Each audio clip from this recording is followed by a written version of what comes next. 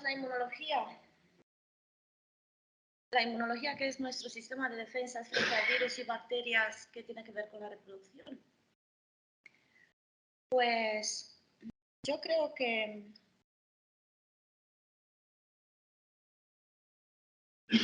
hay un gran reto en la reproducción asistida y son las fallas de implantación recurrentes y los abortos recurrentes en las que no se le encuentra una causa. Y me refiero que seguramente que esas pacientes deberían de pasar por un abordaje multidisciplinario.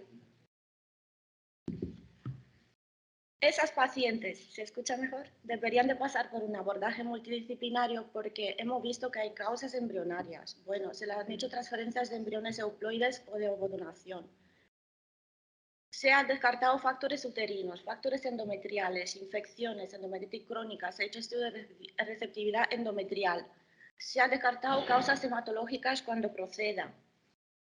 Hay también causas endocrinas. Pues digamos que se ha hecho de todo y aún así no se detecta una causa. Y ese porcentaje de pacientes son alrededor de un 25%.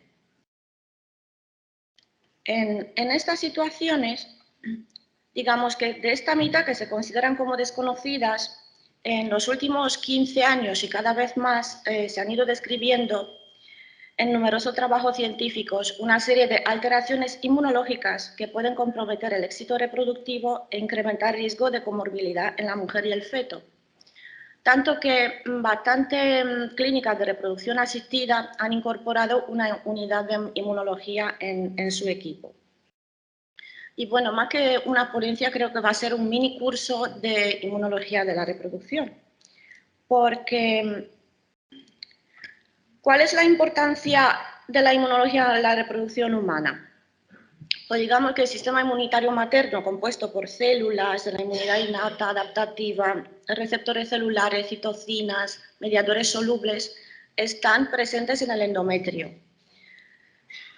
Y a medida que el embrión va implantando, invadiendo el estroma, formando la placenta, hay un contacto entre el sistema inmunológico materno y el embrión, que se realiza a nivel de varias interfaces originadas por estas interacciones entre el trofoblasto y la deciduo.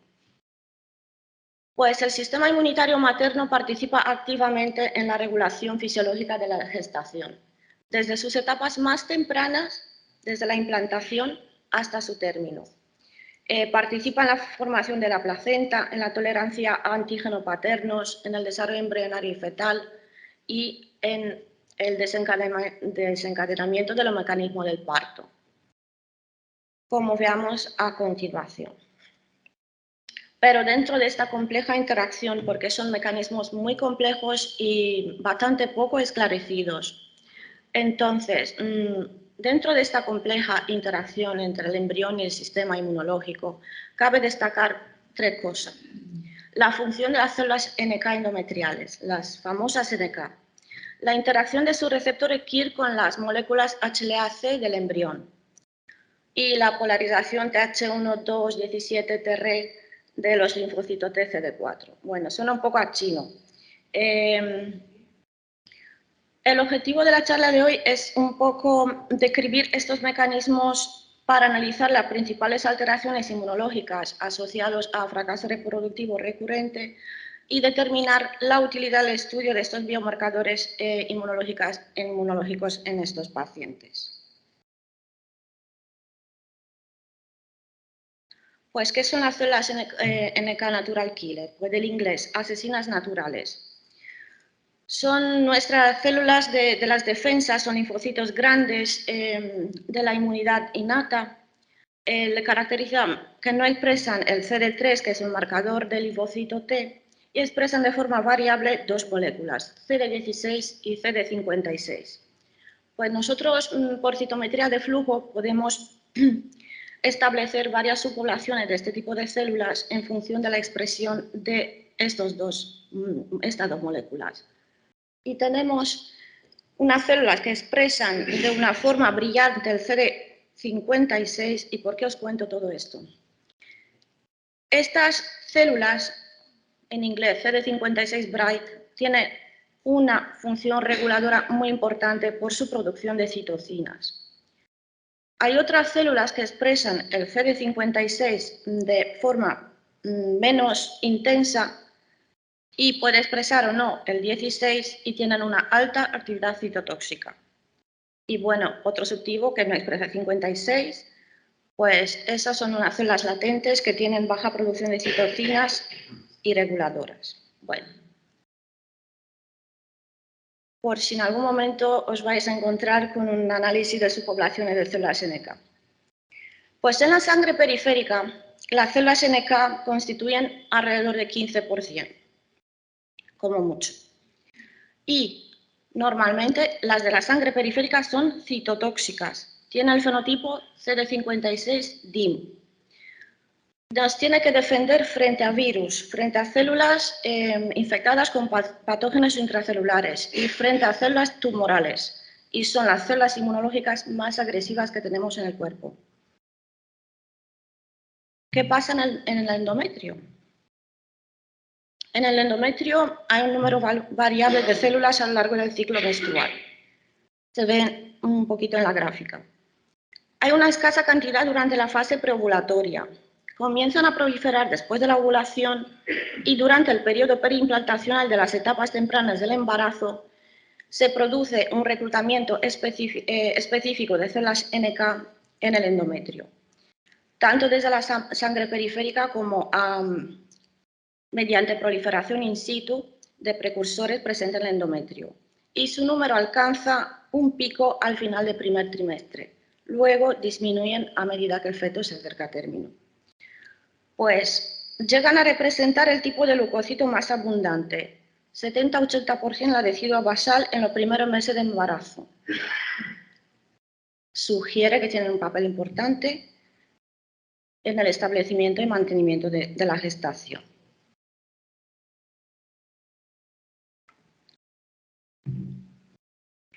En la mujer no gestante, esas células ni son citotóxicas ni son reguladoras, pero tienen una baja actividad citotóxica o secretora. Sin embargo, pueden proliferar. Y durante la implantación, la interleucina 15 secretada por células endometriales hace que esas células se transformen. Y en el endometrio de la mujer embarazada tenemos una población mayoritaria que es al revés que en la sangre periférica. Su función no es citotóxica, sino reguladora, porque constituye la principal fuente de citocinas que regula la implantación de blastocisto. Y ahí tenéis la lista. Producen una quimiocina que se llama IP10, que es promotora de la invasión trofoblástica a la decidua uterina. Producen interleucina 8, que es implicada en la regulación de la invasión de los tejidos maternos por las células del trofoblasto extravelloso. Producen factores proangiogénicos y modulan respuestas inmunológicas de las células presentadoras de antígenos y de los linfocitos TIB. Y hay una población minoritaria que sí que es citotóxica para mantener una función defensiva frente a infecciones para proteger el embrión contra agentes patógenos, sobre todo virales. Y ahora, para que una célula NK haga su función reguladora o citotóxica, se tiene que activar. Y las células NK tienen una multitud de receptores en su superficie. Algunos activadores, otros inhibidores. Uno de ellos son los receptores KIR. ¿Y qué son estos KIR? Porque tienen nombres muy raros, 2DL1, 2DS3. Pues hay unos 16 KIR distintos en humanos. Y como vemos en el dibujo, algunos tienen un dominio citoplasmático largo, por eso L de large, y otros tienen un dominio citoplasmático corto, S de short. Y pueden tener 2 o 3 dominios extracelulares. De aquí su terminología. Pues los KIR con dominios citoplasmáticos largos, que son 2DL y 3DL, tienen una actividad inhibidora. Y los con dominio citoplasmático cortos transmiten señales de activación. Y claro, cada individuo presenta una amplia diversidad de receptores KIR, porque los genes KIR también son variables y se pueden combinar de forma distinta generando una variedad haplotípica bastante diversa. Pero hablamos del haplotipo A. El haplotipo A siempre va a tener un contenido genético fijo y va a comprender receptores KIR, de las cuales casi todos son inhibidores, menos el 2DS4 que tiene actividad activadora. En cambio, el haplotipo B contiene un contenido genético variable y puede incluir varias combinaciones de genes activadoras. Estos receptores KIR interactúan con antígenos HLA de clase 1, pero sus ligandos principales son las moléculas HLA-C. Y su unión con estos receptores del HLA-C con el KIR modula la activación de las células NK. Pero lo que reconocen es un determinado aminoácido ubicado en la posición 80 de las moléculas HLA-C. Hay muchísimos alelos C, pero todos los que expresan la asparagina en la posición 80 se consideran de grupo C1 y los que expresan la lisina en la posición 80 son moléculas de grupo HLA-C2. Pues el trofoblasto velloso no expresa ninguna molécula de HLA. En cambio, la célula de trofoblasto extravelloso expresa antígeno de histocompatibilidad de clase 1 HLA-C, que es polimórfica, lo que significa que puede ser, que si es de origen paterno, puede ser distinto a la de la madre y potencialmente reconocible como ajeno. Los HLA-E, F y G expresadas por el trofoblasto extravelloso no tienen polimorfismo y su función es reguladoras y de inhibición mediante su unión con otros receptores inhibidores de las células NK, disminuir su actividad citotóxica. Bueno, ¿cuál es el impacto del sistema HLA-KIR en los resultados del embarazo? Hay muchísimos artículos y empezamos desde que se publicó el primero en 2004, se han ido publicando a lo largo del tiempo y se siguen publicando hasta ahora.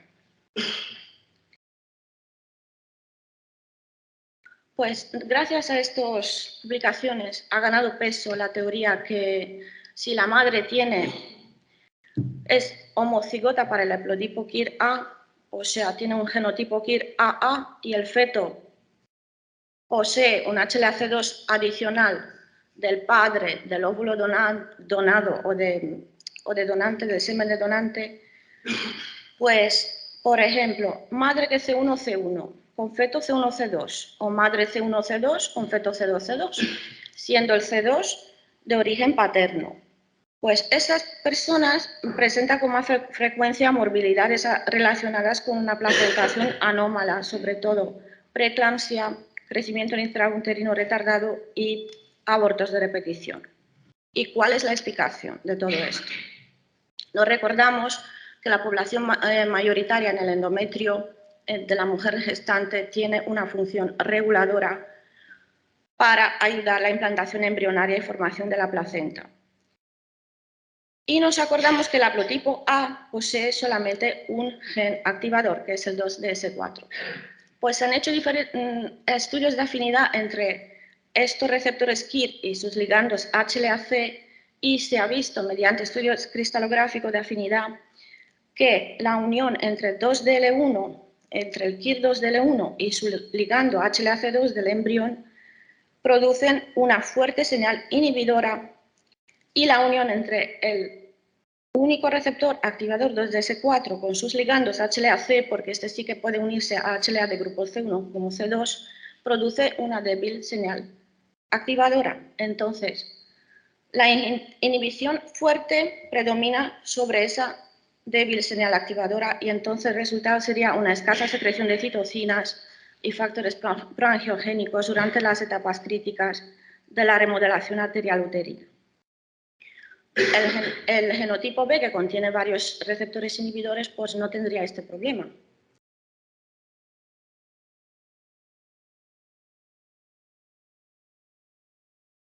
Y más allá del KIR, tenemos otra patología. Cuando hablamos de expansión de células NK, aparecen cambios en el número o en la función de esa población linfocitaria. Detectamos un aumento de citotoxicidad porque ya el número de linfocitos NK citotóxicos ya es superior a lo que encontramos en el endometrio, en la sangre periférica de una mujer que no tiene abortos. ¿Son las células endometriales similares a las de la sangre periférica? ¿Podemos analizar en la sangre periférica para no tener que hacer estudio de cómo son esas células a nivel endometrial, que sería ya un método invasivo? ¿Es la población de células NK periféricas un buen biomarcador predictivo de los fracasos reproductivos? Pues hay estudios que dicen que sí. Hay estudios que dicen que el número de células citotóxicas en las residuas se correlaciona con el número de células citotóxicas de la sangre. Y en las mujeres con fallo de implantación o aborto de repetición hay más células citotóxicas tanto en la sangre como en el endometrio. Y esto se ha ido diciendo desde hace tiempo.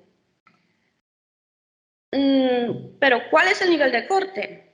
Pues en el 95 un grupo americano, en un estudio hecho en 96 mujeres, han postulado que si hay más de 12% NK en las sangre periféricas, pues sí que se asocian a abortos. Los japoneses utilizaron un nivel inferior a 16,4, diciendo que la mujer que tiene menos de 16 pues no tiene riesgo de aborto y las que tienen por encima sí. Los italianos también han dicho que si hay mayor de 15, pues mayor riesgo de abortos recurrentes. ¿Y qué pasa en España? Pues en España es la verdad que se han hecho un estudio bastante amplio en Madrid, en más de 300 mujeres, y las mujeres que tienen menor de 35 años y más del 24% de células NK en la sangre periférica, pues tiene mayor riesgo de aborto, que puede llegar a más de 90. Las mujeres mayores de 35 años, más del 18%. Pero una mujer mayor de 35 años, si tiene por encima del 13% la subpoblación de células citotóxicas, 56 DIM, también hay un riesgo incrementado de fallo de implantación recurrente y abortos de repetición.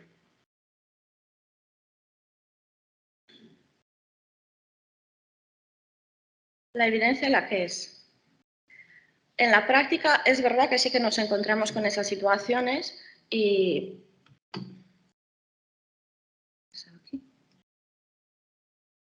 creo que es un factor que se puede tener en cuenta. ¿Y qué pasa ahora con el desequilibrio de TH1 y de TH2 y de T reguladoras? Pues los linfocitos T que expresan el CD3 son el 10% de la población leucocitaria, pero la mayoría son citotóxicas CD8. Lo que pasa es que también, al revés que en la sangre periférica, esta CD8 tiene una citotoxicidad regulada, en el sentido de que tienen una alta expresión de PD1 y CTLA4, que son moléculas inhibidoras, expresan mayor expresión de interferón gamma y L4 y tienen menor producción de granzimas y perforinas. Entonces, están reguladas para promover la tolerancia inmune frente a antígenos fetales, porque las células citotóxicas, igual que las NK, pueden reconocer los antígenos paternos y intentar destruir el embrión, pero esto no es lo que ocurre. Los linfocitos TCD4 hay también varios linajes, TH1 que secretan citocinas proinflamatorias, las TH2 que son antiinflamatorias, regulan las producidas por TH1, las TH17 son muy inflamatorias y casi prácticamente están ausentes en el endometrio, y las T reguladoras que expresan también sus citocinas, que vamos a ver qué importancia tiene. Pues cada uno tiene una importancia particular. Y es importante que estén en un equilibrio para que el embarazo no se vea afectado. Pues como sabemos que la implantación requiere una fase transitoria inflamatoria séptica. Entonces, lógicamente, en el momento de implantación y el inicio de invasión trofoblástica, el perfil de citocinas va a ser TH1. ¿Por qué? Porque, por ejemplo, de estas citocinas, la interleucina 1 aumenta la receptividad endometrial. El interferón gamma favorece la activación de las células NK y el desarrollo de las arterias espirales. El TNF-alfa estimula la apoptosis en células de trofoblasto y limita su crecimiento. La interleucina 15 pues, es muy importante para la reclutación y maduración de las células NK. Y la interleucina 18 lo mismo, tiene actividad angiogénica y activadora del linfocito T y NK. Pero sería inviable que tengamos un predominio TH1 durante toda la gestación, porque estas citocinas claramente restringen tanto el crecimiento trofoblástico y también facilitan la presentación de antígenos paternos a las células aloreactivas maternas. Entonces, a medida que se produce el crecimiento y desarrollo fetal, este fenotipo cambia a un fenotipo TH2 que es más tolerogénico, ¿no? Y se caracteriza por la producción de dos interleucinas importantes, la IL-4 y la IL-10, que son las inhibidoras de la síntesis de citocina proinflamatorias. Y en el momento del parto también la balanza se revierte hacia TH. Pues en varios estudios se ha visto que el exceso de TH1 perimplantacional que puede aparecer en caso de infecciones locales, de si hay autoinmunidad materna o estresores metabólicos, como por ejemplo la diabetes, está relacionado con el fallo de implantación. Si durante el crecimiento fetal se mantiene esa balance TH1, pues aumenta la actividad embriotóxica de las células inmunitarias maternas y se puede producir inflamación e infartos en la vasculatura placentaria. Por el contrario, si hay pocas células TH2 residuales o niveles bajos de interleucina 4 y 10 producidas por estas, pues puede estar relacionada con el aborto espontáneo. Y las que más están involucradas en mantener el patrón TH2 son los linfocitos TCD4 reguladoras, que secretan la IL-10, que es la citocina con mayor capacidad antiinflamatoria, y el factor de crecimiento tisular beta, que tiene actividad antiinflamatoria, pero también participa en procesos fundamentales para la embriogénesis. Y la célula T reguladora, digamos que son las más importantes para el mantenimiento de la tolerancia materno-fetal. Pues se han hecho estudios en modelos animales y la ausencia de T reguladoras induce fracaso de la implantación. Si el número disminuido bajo, hay una alta capacidad de su capacidad supresora, pues está relacionado con los abortos espontáneos. Y en las mujeres que, por ejemplo, tienen preeclampsia, se han detectado valores disminuidos de interleucina 10, de la producción de esta interleucina. Bueno, y casi acabamos con estas células. Os quería decir que las TH17 producen interleucinas que están involucradas en el proceso de inflamación, autoinmunidad y rechazo inmunológico en el trasplante. Por lo tanto, en la mujer sana están prácticamente ausentes. Pero ¿qué pasa en las mujeres que tienen autoinmunidad? Hemos dicho, pueden haber TH17 o puede haber exceso de TH1. Y no sé si me va a dar tiempo para hablar un poquito de la importancia de la autoinmunidad materna en... No lo sé. Yo digo que sí porque voy a pasar rápido. Esto es una parte mucho más sencilla. ¿Qué autoinmunidad materna influye en la patología gestacional? Pues los antifosfolípidos nos ha explicado muy bien Isidro. La enfermedad celíaca no tratada, pues también porque los anticuerpos de antitraglutamina tisular que están altos en estas mujeres se expresan en células endometriales, placenta y trofoblasto, y su unión de estos autoanticuerpos con la traglutamina tisular del trofoblasto aumenta la apoptosis y baja su invasividad. Y si se unen a la traglutamina tisular de las células endoteliales endometriales, se produce un deterioro del citoesqueleto y puede perjudicar la angiogénesis placentaria. Pues la única solución es una dieta estricta sin gluten.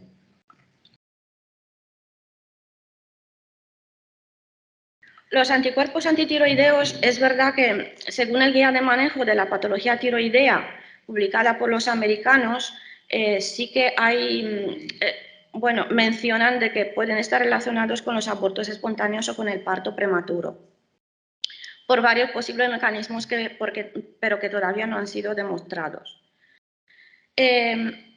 Vemos que hay dos tipos de anticuerpos, el anti-TPO y anti-TG, antitiroglobulina, que están más asociados a enfermedad de Hashimoto, que va con hipotiroidismo, y los anticuerpos antireceptores de TSH con la enfermedad de Graves. Pero también son detectables en un 15% de la población sana. Y si lo tenemos positivo, pues no siempre son predictores del desarrollo de un hipotiroidismo. Pero sí es importante que una mujer embarazada, si tiene estos anticuerpos positivos, aunque sea eutiroidea, que no tenga una disfunción y que el TSH sea normal, pero esa mujer puede desarrollar hipotiroidismo durante los ciclos de reproducción asistida y durante la gestación debido a los cambios en la función tiroidea producidos por el aumento de los niveles de estrógenos y de HCG. Es importantísimo. Mujeres con autoinmunidad tiroidea positiva hay que vigilar la TSH cada 4 semanas, lo dice ese guía. Y también en las que tienen autoinmunidad tiroidea positiva y han tenido antecedentes de pérdida gestacional, también nos recomienda considerar la administración de dosis baja de levotiroxina. Los valores de referencia de la TSH en el embarazo creo que los conocemos todos, así que no los voy a mencionar. Y por último, los anticuerpos antinucleares. Y su relación con los fallos de implantación y abortos espontáneos. ¿Qué son estos anticuerpos antinucleares? Que yo creo que no sé si sabemos o no sabemos lo que son. Lógicamente, como dice el nombre, son anticuerpos dirigidos frente a antígenos del núcleo y cuando los pedimos, pues ellos se ven así, porque se detecta a través de inmunofluorescencia directa. Y si brillan las células, son positivos y si no brillan, son negativos. Pero normalmente cuando nos informan anticuerpos antinucleares positivos y ahí acaba todo, no, ahí no acaba todo. En caso de que son positivos, hay que determinar si se dirigen frente a antígenos específicos. Y por eso, en el momento que se detecta un ANA positivo y automáticamente voy descartando la presencia de esos antígenos, de los cuales los más estudiados son anti-DNA, el RO, el LA y los demás. ¿Por qué tiene importancia esto? Pues porque si los ANA son positivos pero son inespecíficos, tienen una alta prevalencia en población sana y mujeres embarazadas y no tienen relevancia clínica. Si se detecta alguna especificidad positiva, pero no hay signos de enfermedad, de conectivopatía, no indican enfermedad. Puede decir que en algún momento de su vida puede que desarrolle o no una enfermedad autoinmune, pero no indica enfermedad.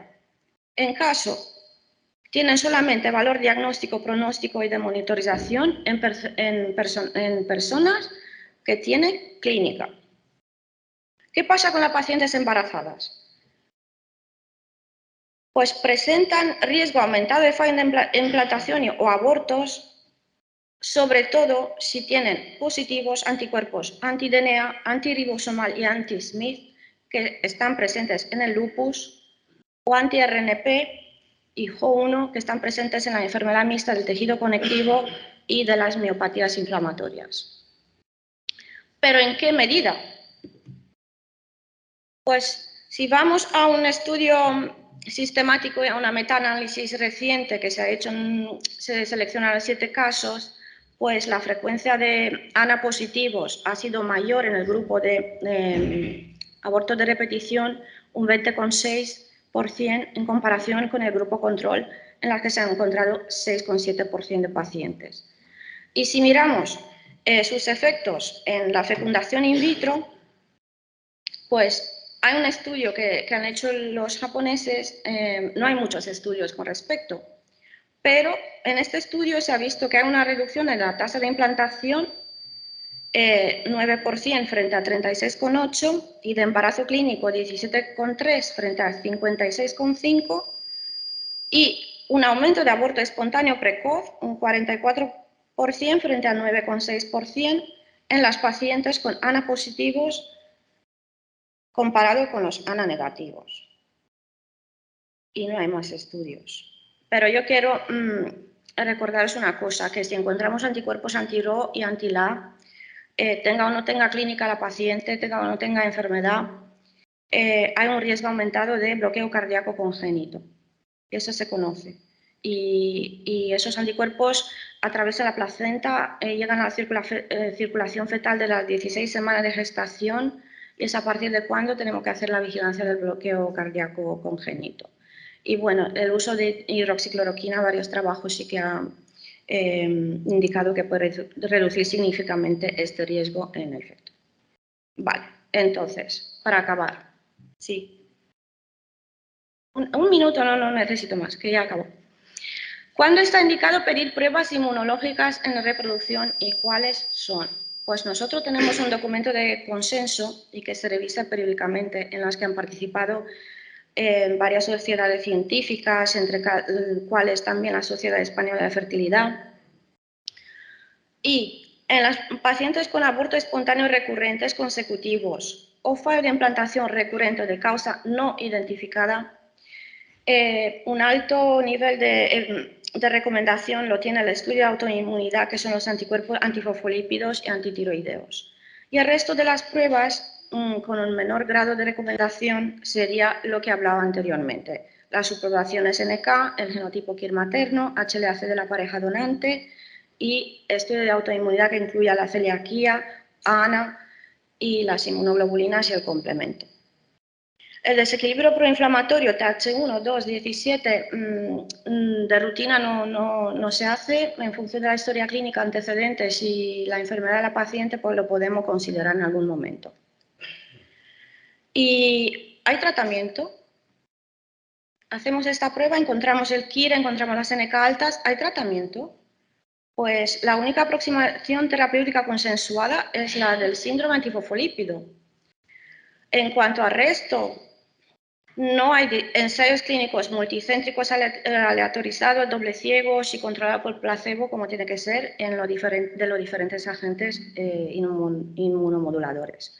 Pero en ocasiones y de forma individualizada, en base a un nivel de evidencia 3 o 4, o sea, es decir, proveniente de estudios descriptivos, comité de expertos o experiencias clínicas, sí que se han llegado a usar. Y la que más se usa es la inmunoglobulina intravenosa, las que se han empezado a usar porque digamos que ha sido la más estudiada y en las que más publicaciones hay sobre su uso. En Madrid ahora mismo se está estudiando el efecto de la hidroxicloroquina sobre las células NK y en caso de incompatibilidad KIR-HLA. También otro grupo de Gregorio Marañón está estudiando el efecto de los glucocorticoides. Puede ayudar. Mi práctica clínica dice que sí. Ahora, puede ser milagroso o puede ser que no. Su efectividad, si pones un tratamiento inmunológico, pues mejoras en un 70-80%, pero nunca podemos llegar a un 100%. Y hasta espero que no me he excedido demasiado.